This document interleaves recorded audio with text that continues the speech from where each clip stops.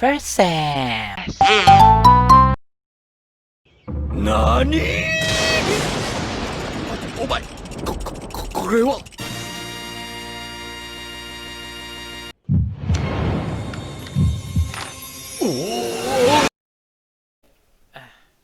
Globalization. Okay. Cut. Hi guys. My name is Sean Bungayan, your instructor in Comparative Community Policing. In this subject, we'll be discussing comparative policing system, comparative justice system, community or policing models, and many more. So why do we need to study these subjects? So ever since globalization have begun, it brought us mixed results. So may good effects and may bad effects ang globalization. Pero what first is globalization? So for me, globalization is knowing that the earth is round. So knowing that there are people on the side of the world, or knowing that there is sa kabaliktaran ng earth is meron yung kabaliktaran ng Philippines, meron yung South America, or there is North America. So noon kasi in England or dito sa Philippines is they assume that the world is flat, or at the end of the sea there is the water falls. So parang very primitive yung pag-iisip noon. They fear na kapag naglayag sila sa sea, they will fall down. They will fall at the edge of the world. So may mga explorers, especially sina Magellan, sino pa, and many other explorers, as they try to prove this wrong. So they are the parang pioneer why this globalization occurred. And also yung mga traders, di ba, in the Philippines, why are there Chinese here? Because ever since the ancient period, we have been trading or bartering with the Chinese, and parang there is exchange of goods and between the two countries, China and Philippines. Then yun, parang they know that there is a country which they could trade with. So somewhat they are also the pioneers of globalization. So I think you know what's globalization already since may subject kayo, and okay naman yung mga sagot niyo sa activities. So let's connect. Why do we need to study this subject in relation with globalization? So hindi yung mga effects kasi ng globalization, yung mga good muna, is there is transfer of goods. So the product of America is here in the Philippines, or our product, we can export it to other countries. There is exchange of information. So the internet, di ba? Dapat actually sa nagmula ata sa Amerika yan, pero naging globalized, kaya yung data sa Amerika, we can access them. For example, yung company ng Google, actually data yan, yung Google na yan, pagmamayari yan ng Amerika. And culture, so we have come to be addicted with the culture of Korean, especially their pop. So those are the good effects. So the bad effect, and which is the point of this subject, is the globalization of crime, or yung tinatawag nilang mga transnational crimes, wherein there are crimes kasi na it doesn't really respect, or it does boundaries, borders, it penetrates it. So for example, cybercrime, di ba? May border ba yun? Di ba? The crime of cybercrime can be committed here in the Philippines, but the target is in Russia, di ba? And also human trafficking, wherein they illegally recruit people in the Philippines, and then when they go to the other country, they made them slave, or sex trafficking. Mga bata, kinukuha nila sa Pilipinas, and pinupunta nila sa ibang bansa. So those are just few transnational crimes. So that is actually one of the main reason why. And also to know how to combat transnational crime. So through comparative research, wherein in here we study the policing methods or models of other country, and we try to adapt them. So there are two methods, the Safari method and the collaborative method. So yung policing model ng America, which is actually research based, yung mga policing models na yan, if it's effective, we will adapt them so that we will combat we will have better tools to combat uh, the transnational crime, the problem that is caused by globalization. So sinabi ko yung Safari method and collaborative method. Safari method means the researcher mismo pupunta sa country. You observe niya and etc. Sa collaborative method naman is where, for example, two countries, China and Philippines. So they try to collaborate with each other. They exchange ideas, so forth. Then, yun, there's collaboration. So, after, yan, mag-research, may output dapat, di ba? Meron yung tinatawag nilang single culture studies pag isa lang country yung in-study mo. So, for example, China lang. Second is that two culture studies if both Philippines and China nag-combine. That's two culture studies. Comprehensive naman pag 3 or more countries. So let's now go to the second part of your handout of week 1 to 3. So why do you think there is law enforcement? So there is the social contract theory na tinatawag nila in the Age of Enlightenment, mga 17th to 18th century. So this social contract theory states that society holds itself, or society is peaceful because people agreed to sacrifice their freedom or liberty for the sake of the peacefulness of the society. So for example, they sacrifice 10% of their income, yung taxes. So, di ba? That is a sacrifice, and they give it to the government so that the government will spend it on public welfare like free tuition, di ba? Improvement of policing, etc. So people sacrifice some of their rights, or they mutually agreed, or to compensate with other people so that the society will be peaceful. So for example, we take the classroom. The classroom will be peaceful if what? If all the student agrees and the teacher agrees to follow the rules and regulation, di ba? What if there's no rules and regulation, di ba? Hindi na yung society is anarchy or chaos, di ba? So that is the social contract theory. So from this, law enforcement sprang up. So in order for the society to know who those who do not follow the law, they created government, and the government in turn created police, di ba? So the police will enforce, or the police will enforce the laws of the land, and they will track down those who are law violators. So doon ang galing ang law enforcement. Okay? So let's now go to the types of societies. So there are 5. 1, 2, 3, 4, 5. Yung 1 and 2 from developing countries, 3, 4, and 5 will be yung medyo developed country na. Meaning ng developing is mahirap yan. Actually, yung develop is medyo mayaman na. So, folk-communal societies. Ito yung mga types of society wherein it is very primitive, or nung unang panahon. Sabi doon, it has no codification of law. Codification means walang grouping ng laws. So, yung law nila is by word. Diba? Nung nakaraang period natin. As Philippines, diba? Ang ginagawa nila is they say it by word, diba?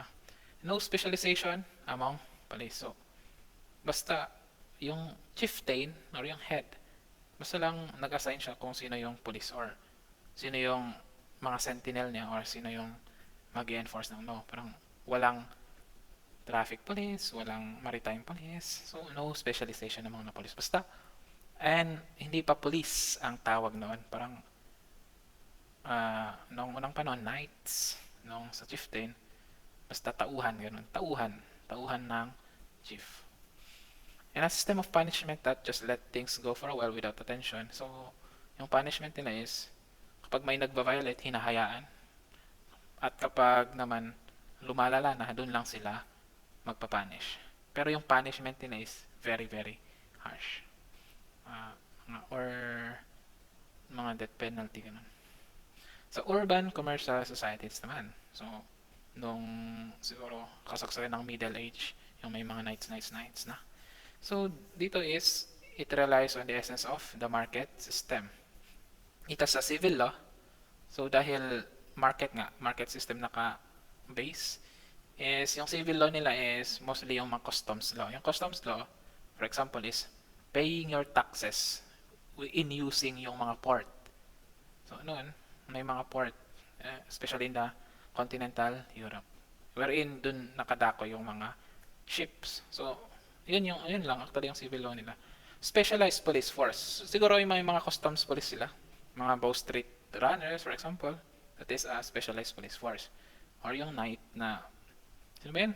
Praetorian Guard, wherein they will only, their job is to protect the king. And that is already specialized police force. Punishment is inconsistent. O yun. Ang problema is, napapunish ka lang pag mahirap ka dito sa society na to. Yung mayayaman, hindi sila napapunish. Punta naman tayo sa urban industrial society. Ito yung maganda. Sabi dito, it has codified laws. So, for example, ng codified laws sa atin, yung may law of the land, constitution sila, may criminal law, may civil law. They have a codified law. So, police become specialized. So, may maritime police sila, may cybercrime police sila, and etc. So, they are specialized in handle property crimes. Siguro, ang mga accountant na police, system of punishment run on market principle of creating incentives and disincentives. Ito yung parang maganda dito sa society na to. Alam nyo kung maalala nyo sa non-institutional correction ninyo, wherein meron silang tinatawag na probation. So sa punishment nila, kapag na-serve nila yung somewhat a little bit of sentence, ay parole pala yun, minimum sentence, then they will be granted parole. So, or probation pag qualified sila sa probation. So yun ang parang highlight ng isang urban industrial society. Sabi dito is England and US follow this. So bureaucratic naman, sabi dito is actually tayo dito. Hindi naman yung mas malaki yung yung bureaucratic sa urban, type lang siya ng society. So dito sa bureaucratic, police tend to be busy handling political crime and terrorism. So, di ba tayo dito is mostly sino yung mga sikat na mga crime na nakakamit dito is mga corruption, bribery, mga political crimes, di ba? And terrorism, di ba? NPA, BIFF, etc. Di ba? So, yun. So, a system of punishment, yung pag-punish natin dito, mga jails natin is characterized by over-criminalization and overcrowding. Yung jails natin are overcrowded. And also, juvenile delinquency is a phenomenon that occurs in bureaucratic society. Postmodern society, wala pa actually meron nakadaong dito kasi this is somewhat a perfect society wherein di mo na kailangan ng police, wherein the people already can enforce themselves, they are very responsible, walang nakakasala. So hindi ko siya daw ma-explain postmodern kasi nag-research ako is walang nagparang. So let's now go to the national systems of criminal justice across the world, or the comparative criminal justice system of the world. So before that, let us discuss the two comparative court system. So when we talk about adversarial, ito yung comparative court system, legal practice siya na ginagamit or tema sa isang country kung paano gagalaw ang korte nila. So one is adversarial, where the accused is innocent until proven guilty. So tayo dito, US and etc. So what does it mean, sir? So it means that kahit nakita ka ng pulis na pinatay mo siya, you will be assumed innocent. Kahit nakita pa ng pulis yan. Until na proven in court. Until mahatulan ka ng korte ng guilty or not guilty. Or ng judge ng guilty or not guilty. Sa inquisitorial naman is the accused is guilty until proven innocent or mitigated. Have more secret procedure. So ito yung kabaligtaran. Guilty ka kaagad. So it's your job. It's your job to prove that you're innocent. So mostly dito is kuha ka ng law, sariling lawyer mo, ganun. So, ganun yung difference. So, those are what the difference between the comparative court system. So, let's now go to the national systems of criminal justice system of the world. So, there is the Western and there is the Eastern. So, for Western system, they follow the common law system, while the Eastern system follow the civil law system. Go to the top 4 types of criminal justice law. So, balik muna pala tayo dito. So, when I say Western system, so, criminal justice system wherein the Western countries, like the European countries and the American countries follow. Pag sa Eastern naman, mostly Asia, China, hindi pala China, Philippines, basta Asian countries. Pero, criminal justice system, we have so much differences. So, yung mga practice natin na ginagawa sa police, practice na ginagawa sa, di ba yung criminal justice system is somewhat police, prosecution, ganun. 5 sa atin, 3 sa Amerika, di ba? So, from that is magkakaiba na. So, legal practice sa court, practices sa correction, iba-iba in each country. Pero this one is parang brinoden lang natin para may point of difference. So, punta tayo sa 4 types of criminal justice law.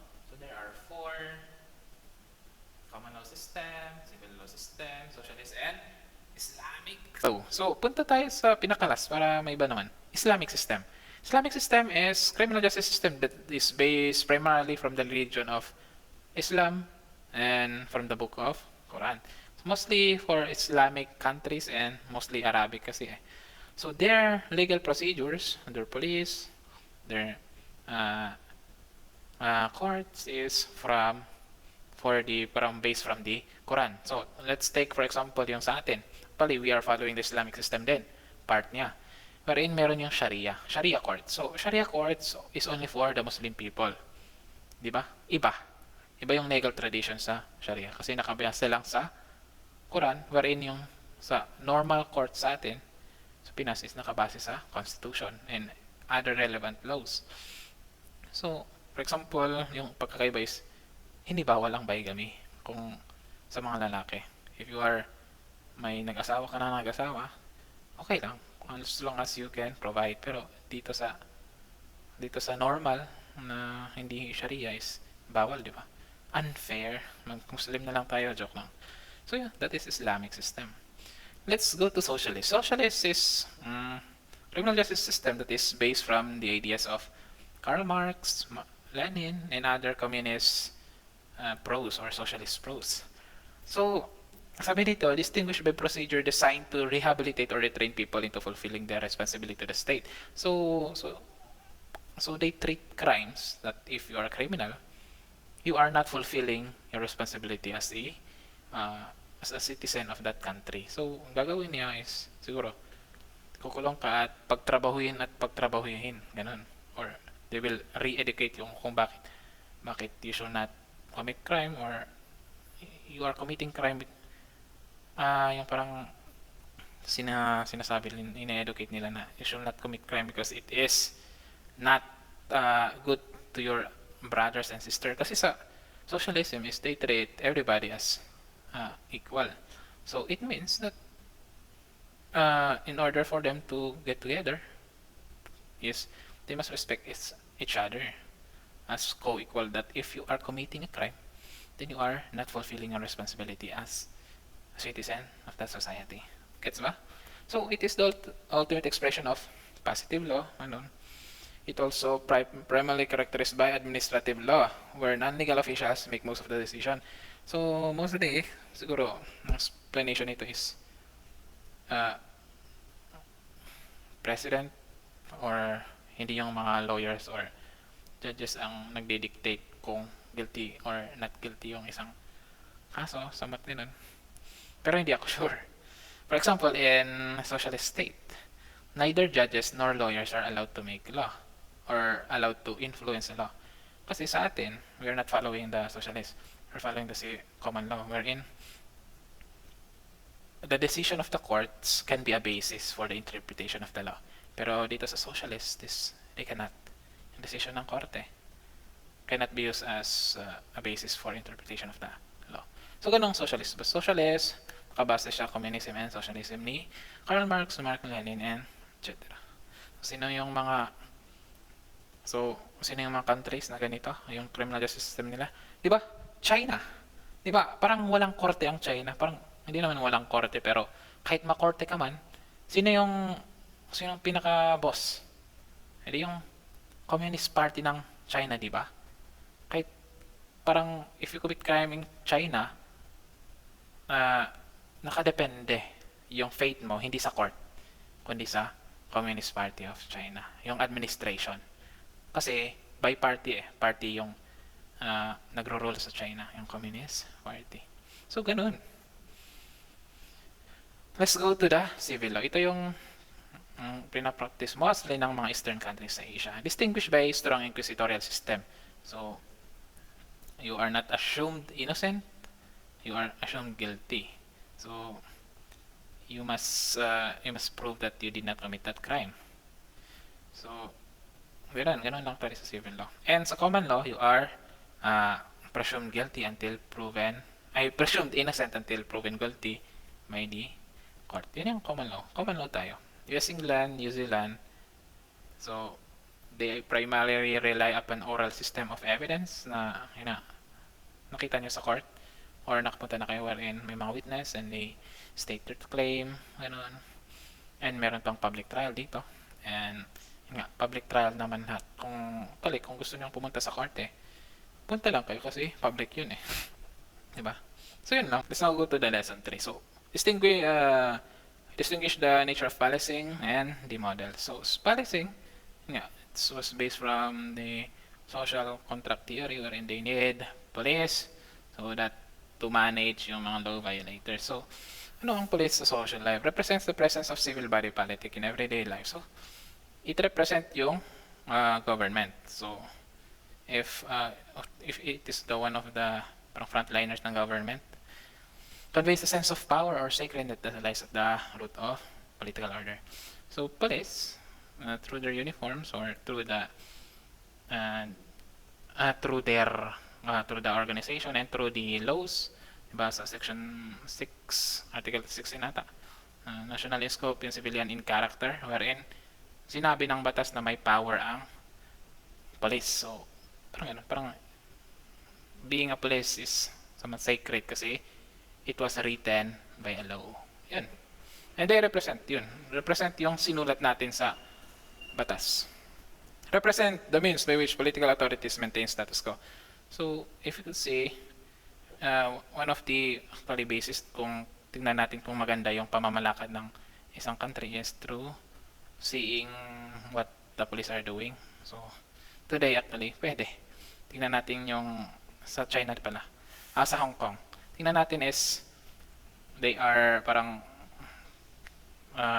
abusing their authority over the protesters sa Hong Kong, which they represent the government. So, tingnan natin is talaga may influence ang China sa Hong Kong. Ganun. Represent a positive state to deter citizens from committing, threaten the order they are believed to symbolize, gives corporate identity to policemen. So, paulit-ulit lang tali. So, basic goals of policing. Number 1 is enforce laws. I think meron na ito sa layan nyo. Of course, number 1, enforce law. Preserve peace, prevent crimes, and etc. Roles of the police, a watchman, law enforcer, and service provider. Diba sa motto ng PNP is to serve and protect, diba? So, the serve there, number 1, the serve there is kahit hindi sinabi ng batas na kapag may magpapa-assist na isang matanda na to cross the road, police have the initiative to do that. So, service provider siya. Law enforcer, so he enforce the Constitution or the laws provided by the Constitution. A watchman, so noon kasi sa England, meron yung mga watchman na yan,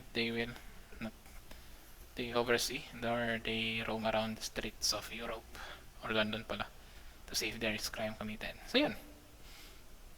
Authority of the police, it's either saan na ba? authority of the police sa atin, Philippines, the authority came from the 1987 Constitution, di ba? And other countries which is not based on Constitution, they may tinatawag silang policing by consent wherein sinabi ng kanilang chief, king, ganun, in order ng kim na merong Praetorian Guard, ganun, etc. So, dun galing ang authority of the police either by, actually, policing by consent or policing by law. Policing by consent pag sinabi lang ng isang leader. So, for example, king, na ito ang police natin, then, okay, policing by law, ito yung talagang yung tao, gumawa sila ng constitution or law, that constitution states that they shall create a national police force, then that is policing by law. So let's go to the different models of policing. Punta na tayo sa classification based on command structure.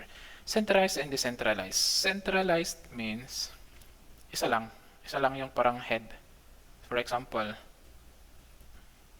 sa PNP, alisin mo ang mga regional, alisin mo yung provincial, at for example, connected lahat siya sa national. That is centralized. Pag decentralized naman, there's no other leader sa centralized other than one leader. So for example, kung alisin mo nga yung regional and provincial, tuwing mo si president ang chief, that is centralized. Decentralized means the leader's responsibility is distributed between the regions, the provinces, and those are decentralized. Singular, if there is only one police force. Multiple, pag marami. So for example, sa Amerika, meron silang state troopers, meron silang local police, meron silang FBI. So iba-iba. Multiple coordinated pag they are under one department, or they follow protocol which is which highlights coordination. If it's uncoordinated, parang for example sa India, wherein they have multiple police pero they do not follow protocols, they do not parang hindi sila nakikimemo or hindi sila nakikipag-cooperate sa other police force, then that is uncoordinated. Okay? So, ganun. Punta tayo sa 3 types of policing model. Bilisan ko para. So, if you read this, then very good.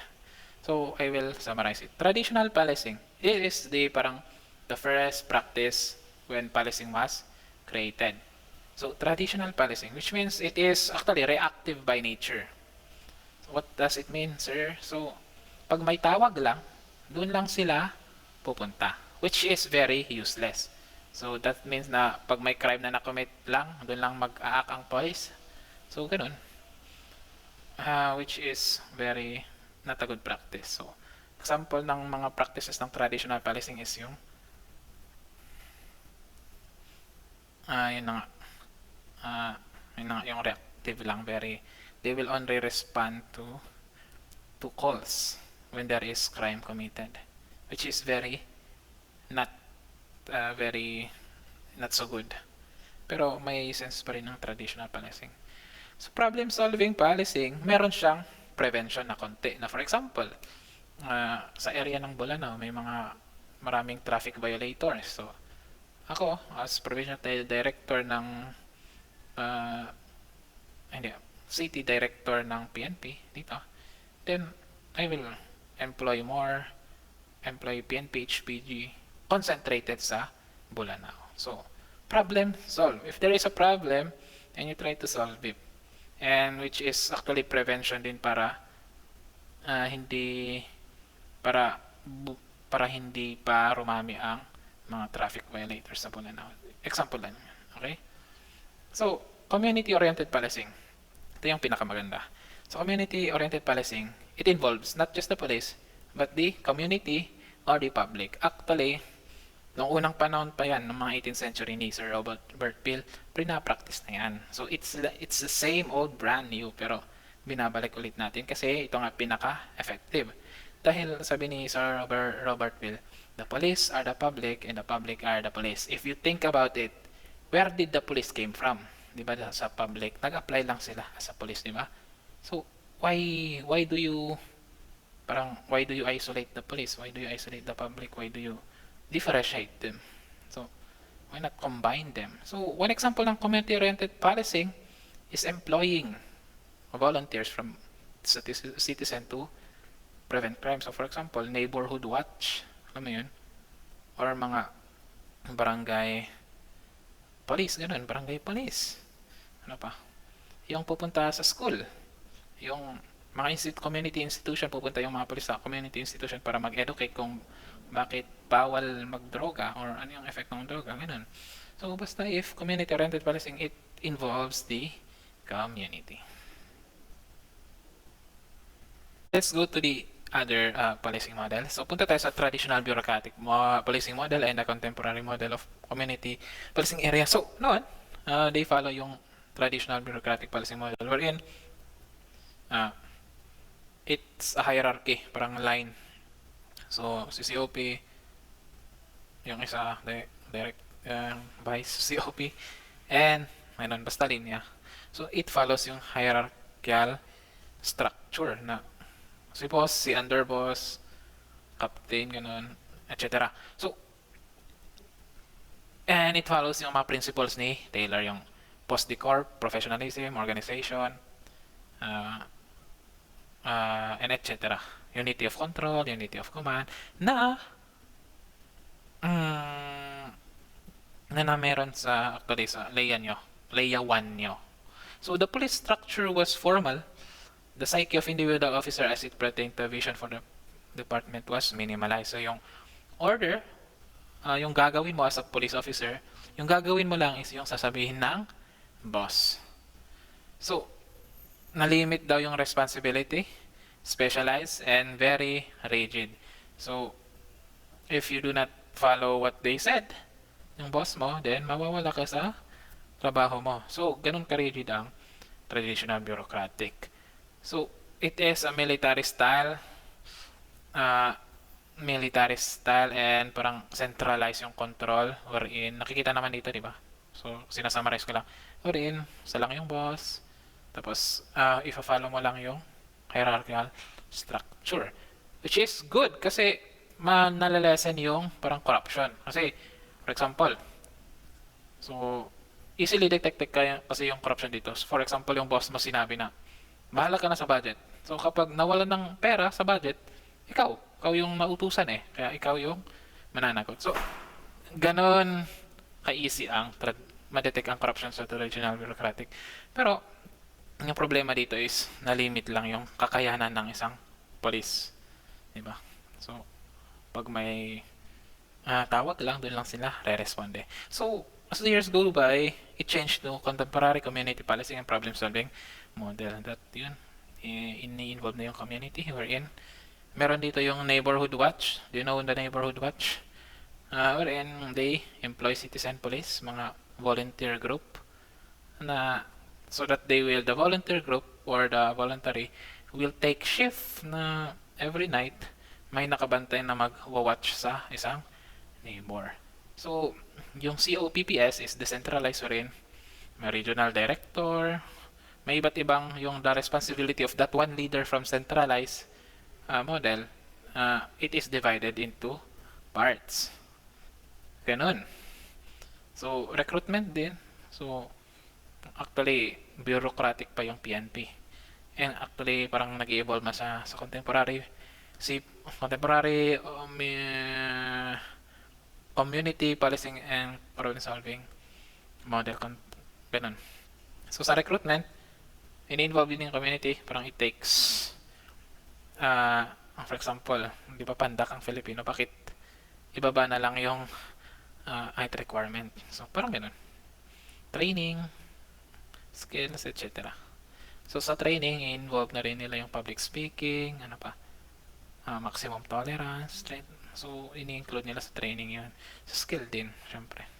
So, basta they involve the community in all practices in their policing sa model na to. So, lawful policing model, so, parang expectation ng mga tao na police should comply with their rules.